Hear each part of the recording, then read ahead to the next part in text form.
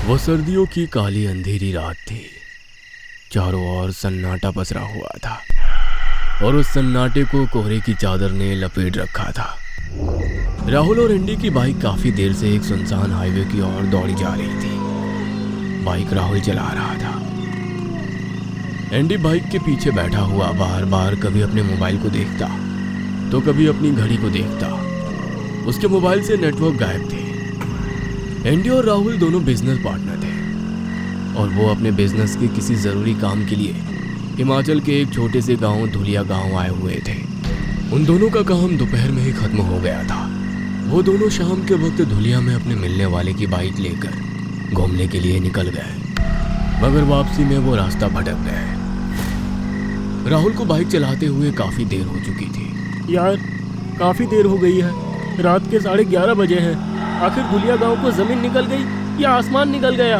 अरे मुझसे क्या पूछ रहा है यार, मुझे तो अब खुद टेंशन हो रही है। बाइक में तेल भी खत्म होने की कगार पर है और यहाँ दूर दूर तक कोई पेट्रोल पंप भी नजर नहीं आ रहा है। मुझे तो लगता है कि यहाँ आसपास हम दोनों को रात में रुकने के लिए कोई तो ठिकाना तलाशना पड़ेगा। मुझे तो यहाँ पर सन्नाटे और कोहरे के अलावा कुछ नजर नहीं आ रहा और अब मुझे ठंड भी लग रही है। सही कह रहा है यार, मुझे इस वक्त चाय की बहुत ज़्यादा तलब महसूस हो रही है। तभी राहुल की नज़र हाईवे से सटे हुए एक कच्चे रास्ते पर पड़ी। राहुल ने बाइक वहीं रोक दी और उस कच्चे रास्ते की ओर बड़े गौर से देखने लगा। उसे कोहरे में दूर से हल्की हल्की मध्यम मध्यम बल्ब की रोशनियां नजर आ रही थी।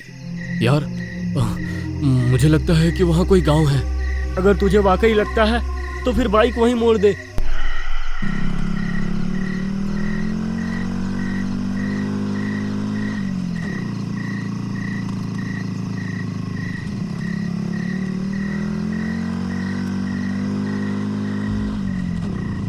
एंडी के कहने पर राहुल ने अपनी बाइक हाईवे के कच्चे रास्ते की ओर मोड़ दी। कुछ देर के बाद एंडी और राहुल को गांव साफ साफ दिखाई देने लगा। उन दोनों ने देखा कि उस गांव में बेहद पुराने कच्चे पक्के मकान बने हुए थे। उन सभी घरों के बाहर 100 वाट का बल्ब टिमटिमा रहा था। पता नहीं क्यों एंडी को उस गांव में बड़ा ही अजीब सा लगा। उस गांव को देखकर ऐसा मालूम पड़ रहा था जैसे कि उस गांव में आधुनिकता नाम की कोई चीज ही ना हो।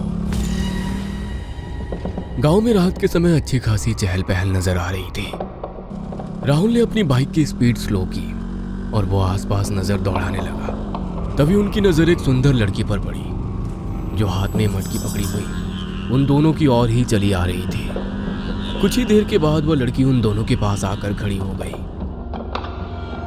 और उन दोनों को एक अजीब और रहस्यमय मुस्कान लिए हुए देखते हुए बोली, आप लोग तो शहर के मालूम पड़ते हैं साहिब।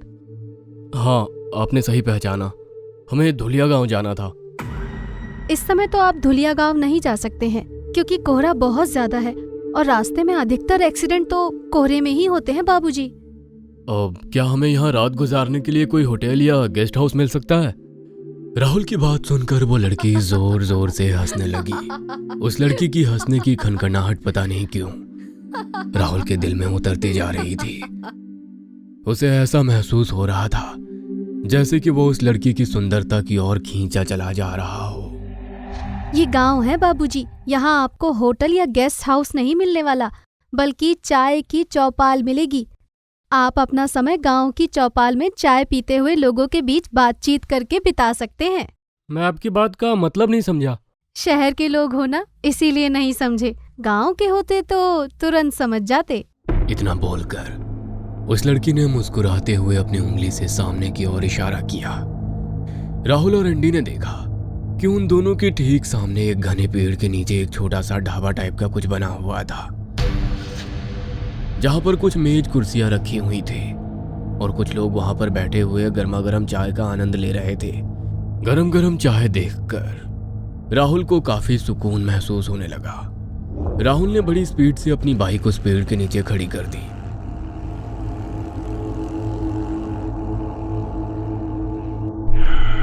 राहुल और एंडी को देखकर पेड़ के नीचे बैठे हुए लोग बड़े ही गौर से देखने लगे। उनमें से एक व्यक्ति जो दिखने में काफी बूढ़ा नजर आ रहा था राहुल और एंडी की ओर देखकर बोला, ठंड बहुत ज्यादा है, तुम दोनों यहाँ आकर जलते हुए अलाव के पास बैठ जाओ, तुम दोनों को सर्दी में काफी राहत मिलेगी। राहुल और एंडी कुछ देर इधर उधर देखकर चुपचाप जलते हुए अलाव के पास जाकर बैठ गए। मगर पता नहीं क्यों एंडी को वहां पर अब कुछ अजीब सा महसूस हो रहा था। उसके अंदर ही अंदर एक विचार बार बार आ रहा था कि कुछ ना कुछ तो यहाँ पर गलत जरूर है। मगर उसने कुछ सोचकर राहुल से कुछ नहीं कहा। क्या हमें 2 कप चाय यहाँ मिल सकती है? अरे बेटा, यह गांव की चाय की ही चौपाल है। कुछ अपने बारे में सुनाओ और कुछ हमारी सुनो। हमारे गांव की चाय दूर दूर तक प्रसिद्ध है। इतना कहकर उस बूढ़े व्यक्ति ने सामने खड़े हुए व्यक्ति को 2 कप चाय का ऑर्डर दे दिया।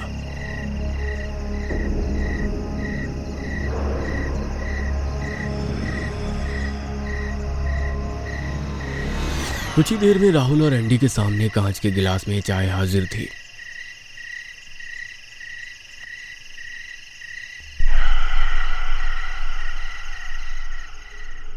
एंडी राहुल के कान में आहिस्ता से बोला, राहुल, मुझे यहाँ कुछ अजीब सा लग रहा है और यहाँ के लोग भी। मैंने गांव में भी सर्दी में रात के समय कभी भी चाय की चौपाल जमते हुए नहीं देखी। अपनी बकवास बंद कर चुपचाप चाय पी। चाय में से गरम गरम धुआं निकल रहा था। राहुल उस बूढ़े व्यक्ति से बातचीत करते हुए चाय की चुस्कियां लेने लगा। मगर एंडी का चाय पीने का बिल्कुल भी मूड नहीं था। उसने सबकी नजर बचाकर चाय जमीन पर फेंक दी। चाय खत्म करके राहुल एंडी की ओर मुड़ा ही था कि तभी अचानक वो जोर जोर से खांसने लगा। वो अपना गला पकड़कर खड़ा हो गया। कुछ ही देर में राहुल खून की उल्टियां करने लगा। ये देखकर एंडी के हाथ पैर ठंडा पड़ गए। एंडी चीखता हुआ उन सब की ओर देखकर बोला, तुमने चाय में आखिर क्या मिलाया था? मगर एंडी की बात पर वहां बैठे हुए सभी लोग अजीब से अंदाज में जोर जोर से हंसने लगे।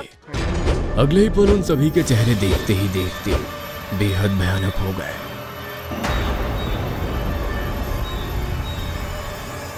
उन सभी के चेहरों से मांस लटकने लगा और उन लटकते हुए मांस में अजीब से बड़े बड़े भयानक तरह के कीड़े लटक रहे थे जो एंडी को खा जाने वाली नजरों से देखने लगे। तभी एंडी ने देखा कि राहुल एक चीख के साथ वहीं जमीन पर गिर पड़ा।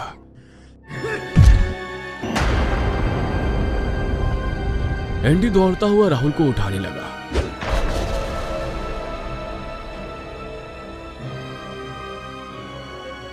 मगर एंडी ने देखा कि राहुल का शरीर पूरी तरह से ठंडा पड़ा हुआ था। एंडी का दिल जोर जोर से धड़कने लगा। अचानक राहुल ने अपनी आंखें खोल ली। राहुल की आंखों को देखकर एंडी के दहशत से रोंगटे खड़े हो गए। राहुल की आंखें बिल्कुल सफेद हो चुकी थी और देखते ही देखते राहुल की शक्लें भी उन्हीं भयानक गांव वालों की तरह तब्दील होने लगी। एंडी बड़ी फुर्ती से 4 कदम पीछे की ओर हट गया। कुछ ही देर में राहुल एंडी को देखकर भयानक अंदाज में हंसते हुए बोला, यहाँ की चाय बहुत ही स्वादिष्ट है एंडी। तुम्हें एक बार यहाँ की चाय का जायजा जरूर लेना चाहिए।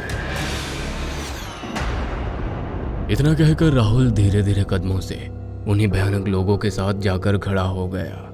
यहाँ भूतों की चाय मिलती है जो हर किसी को पीनी नसीब नहीं होती। तुम्हें यहाँ की चाय पीनी ही पड़ेगी। एंडी बदहवासी की हालत में पागलों की तरह वहां से दौड़ने लगा।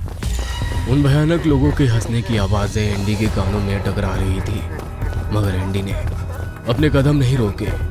वह जितनी ताकत से भाग सकता था भाग रहा था। सच तो ये था कि उसे ये भी नहीं पता था कि वो किस दिशा की ओर भागा चला जा रहा था। कुछ देर के बाद उसे धूलिया गांव नजर आने लगा। एंडी धूलिया गांव पहुंचकर बेहोश हो गया।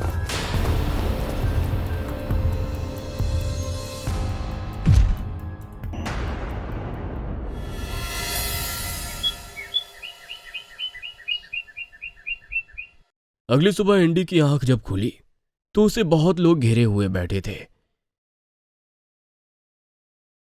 एंडी कांपते हुए रात की दिल दहला देने वाली घटना उन सब लोगों को बताने लगा। उस भीड़ में से एक बूढ़ी औरत बाहर निकलकर आकर खड़ी हो गई। तो इसका मतलब तुम उस भूतों के गांव में चले गए थे? भूतों के गांव में? मैं कुछ समझा नहीं।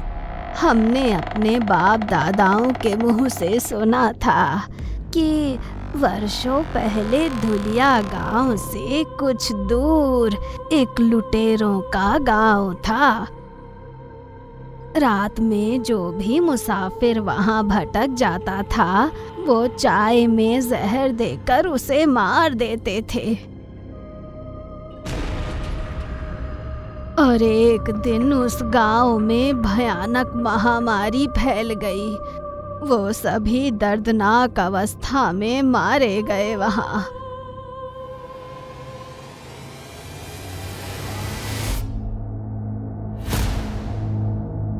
मगर वो मरकर भी कभी नहीं मरे। आज भी रात में कोई मुसाफिर भटकते हुए जब उस गांव में पहुंच जाता है